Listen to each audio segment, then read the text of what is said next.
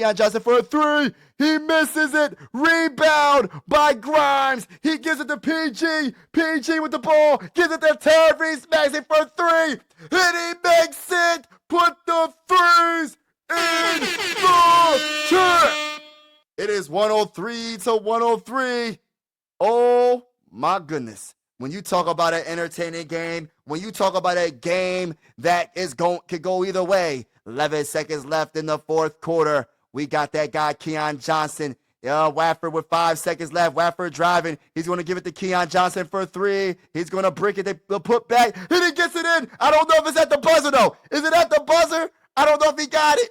Did he win? Did he win at the buzzer? 105-103. This is the game reaction for, oh my goodness, 76ers versus the Nets. Oh my goodness, 105-103 with less than a second left.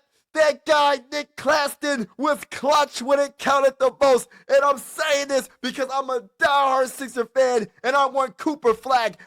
This is the post game. This is the reaction after the game. Let me say this, and he got it off in time. It counts. The Sixers lose again, y'all. The Sixers lose again. Congratulations to all the die-hard Sixer fans all around the world that wants a Cooper Flagg or an Ace Bailey. Now, let me talk about this game real quick. Why did the Sixers try to win this game so freaking bad, bro? Like, at the end, they really was balling. It literally, at the end of the game, they said, they said, we don't want to lose this game.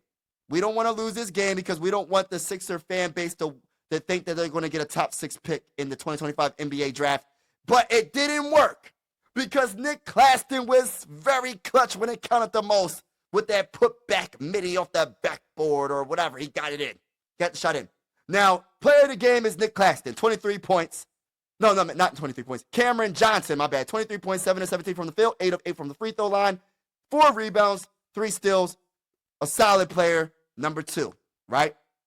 Cameron Johnson did his thing. But the player of the game for me is Nick Claxton. Nick Claxton had 16 points. He had 5 blocks, 9 rebounds, 3 assists for the game. That man had 5 blocks, y'all.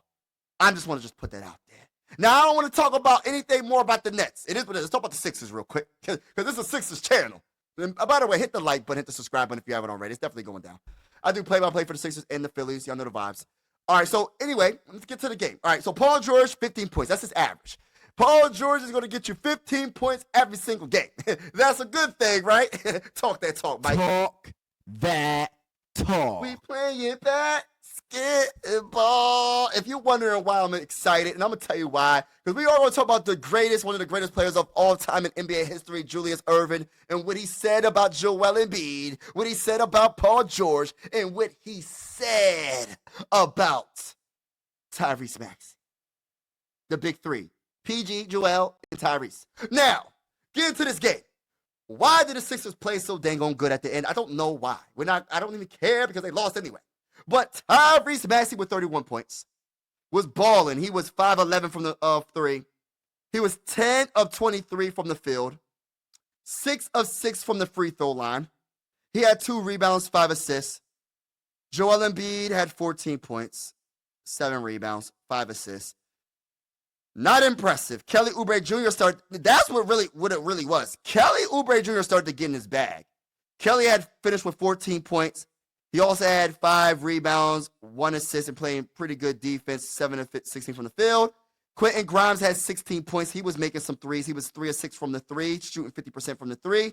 And he was shooting 50% from the field, which is 6 of 12.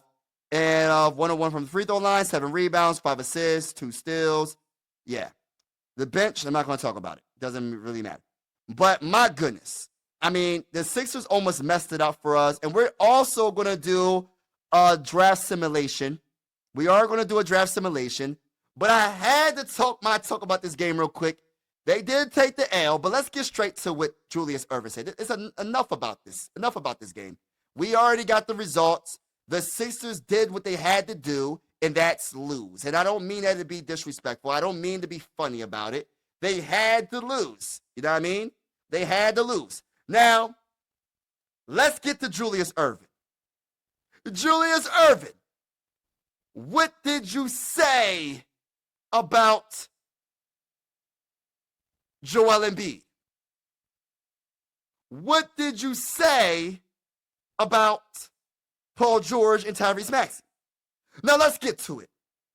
An interview with Sirius XM NBA Radio, NBA legend and former 76er icon Julius Erving, Dr. J, has spoken.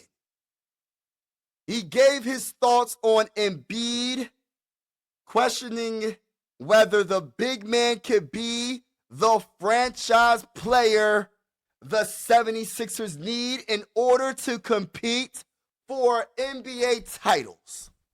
He didn't say title, he said titles. We got to get one title to start with. You know what I'm saying? But let's get to it. This is the question. This is him answering. With Joel, Tyrese, and Paul George, Tyrese, this is him talking about Tyrese, Julius Erving. This is Julius Erving talking right now. You know what I'm saying? Oh, let me hit the talk that talk. Talk that talk. He said Tyrese is the most consistent factor there. And I love watching him play. The effort he puts forth, even if he's hurt a little bit, is always impressive. Now that is a shot at Joel Embiid and Paul George. Because he ain't have to say that. He ain't have to say the effort he puts forth, even if he's hurt. You know, he had to put that in there. You know what I mean? And I love it. He's speaking his mind. Joel, now he's talking about Joel. He's looking like he's playing half the games, maybe 2/3 at best. Oh my goodness. And Paul George, great talent, but I don't know. Again, you're not getting it every night. And I played in the era where guys gave it every night. Talk that talk, Julius Erving. Talk that talk. Dr. J has spoken. I love that he said that. He said, when I played in my era, let me talk that talk, y'all. When I played in my era, where guys gave it every night, they gave it every night, and they didn't even get paid close to what they're getting paid, bro, right now. Let's keep it real. You would think if you're getting paid that type of money, you'll give it every night. Also, when asked if the 76ers can build a sustainable winner around Embiid, Erving responded, well, if he's only playing 1/3 of games, then it's not going to happen. He's just got a new contract, so you always say it's not a guy's fault if the body is betraying him. So now he's starting to backtrack a little bit. He knows what he really saying. Nah, it's not happening. The guy always heard he ain't there when it counts the most. It is what it is. He's keeping it real. He said, but, ... that's an excuse. ... Oh my gosh, he said that's an excuse. You have to find a way. Talk that talk. This is what I wanted to hear from one of the greatest players of all time and probably the greatest 76er player of all time. You know, I love it. I love it because he didn't say nothing wrong. He said nothing wrong, y'all. And I agree with everything he has said. What did he say wrong, y'all? He didn't say nothing wrong. Now let's get to the draft simulator. See, the Sixers just lost another game. The Sixers just lost another game. And we're going to do with the draft simulator real quick. And I'm going to get off this live. Thank you for everybody that's vibing with me. Shout out to each and every one of y'all. Let's just do a draft simulator. The Sixers just lost again. The Sixers record is 20-36, I believe now. 20-36 is the record. And we're going to do this draft simulator. You know what I'm saying? Let's do this draft simulator. You know what I'm saying? So, let's do it. We're going to do it. So, right now, they got the Sixers at number 3. Right now, with the record where it's at right now in the season, things could change during the season, you know. We got the 3rd pick overall, and we draft Ace Bailey. That's the first time I pressed the button. Now let me do it again. Now, the second one, I'm going to leave it just right here, and I'm getting off this live. I pressed the button one more time, the sim lottery simulator or whatever. And let me say this right now.